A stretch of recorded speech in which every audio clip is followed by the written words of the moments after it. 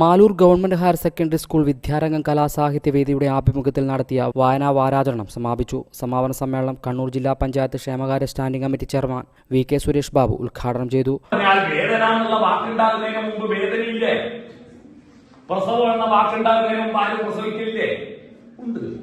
വാക്കാണ് ആദ്യം ഉണ്ടാവുക. ഞാനിപ്പോ നിങ്ങളോട് പറയുമ്പോ 4 ഘട്ടങ്ങളാണ്. 4 ഘട്ടങ്ങളുണ്ട്. 1 പര, 2 പശ്യന്തി, 3 മധ്യമ, 4 വൈഖരി. ഇതിനെപ്പറ്റി കേട്ടിട്ടുണ്ടെങ്കിൽ പര എന്ന് പറഞ്ഞാൽ പറയാൻ തോന്നൂലേ ഉള്ളിൽ, അതാ പര. തോന്നുന്നതിന് അക്ഷരത്തിലാണോ തോന്നുക? അല്ല. പശ്യന്തി അതെങ്ങനെ പ്രകടിപ്പിക്കണമെന്ന് തോന്നുന്നതാണ് പശ്യന്തി. പ്രകടിപ്പിക്കാൻ വാക്കുകൾ ഉപയോഗിക്കാം, എഴുതാം, കണ്ണുപിടിക്കാം, കണ്ണോട്ട് കമ്പിയടിക്കാം. പണ്ട് കോളേജിന്റെ മുമ്പിലെ ബസ് സ്റ്റോപ്പിനെ പറ്റി ഞങ്ങൾ പറയുന്ന കടകഥയാണ്. കണ്ണും കമ്പിയടിക്കും, തപ്പാല പീസ് ഇന്ന് കണ്ണോട്ട് കമ്പിയടിക്കും, അങ്ങനെ ഇങ്ങോട്ട് കമ്പിയടിക്കും, കണ്ണോട്ട് കമ്പിയടിക്കാറ് അല്ലേ? അല്ലെ? അത് ഭാഷ വേണമെന്നില്ല, ആശയവിനിമയം നടത്താം അല്ലേ?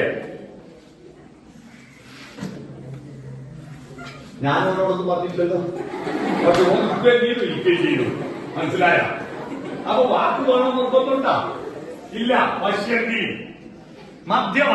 ഈ മധ്യമം എന്നിൽ നിന്ന് ആർത്തേക്ക് പോകാൻ ഞാനൊരു മാർഗം സ്വീകരിക്കും. അതാ ഞാനിപ്പോ ശബ്ദം ഉപയോഗിക്കുന്നു, മധ്യമ.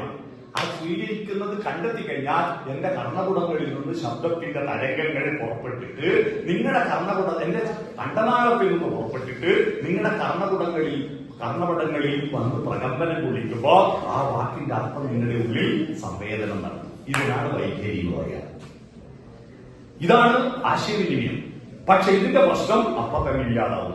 അപ്പൊ ഇവന്റെ ഉള്ളിൽ തോന്നി ഈ പക്ഷിയോട് ചോദിക്കുക, എന്തിനാണ് എനിക്ക് ഈ തൂവൽ തന്നത്? അപ്പൊ പക്ഷി ചിറകടിച്ച് ചിലക്കുമ്പോ ഇവര് തോന്നി എന്നോട് സംസാരിക്കുക. അന്ന് ഭാഷയൊന്നും ഇല്ലാത്തതുകൊണ്ട് പക്ഷിയുടെ ചിലക്കല് കേട്ടിട്ടും. പ്രധാനാധ്യാപകൻ T തിലകൻ അധ്യക്ഷത വഹിച്ചു. അധ്യാപകരായ M സ്മിത, K ജയലക്ഷ്മി, സുപ്രിയ, ഷെറിൻ മാത്യു, ജെസി, ഷൈജു, ഭവിത, തോമസ് ദേവസ്യ, സാദിക ബാബു തുടങ്ങിയവർ സംസാരിച്ചു. വിദ്യാർത്ഥികളുടെ കലാപരിപാടികൾ, സാഹിത്യ മത്സരങ്ങൾ എന്നിവയും നടത്തി.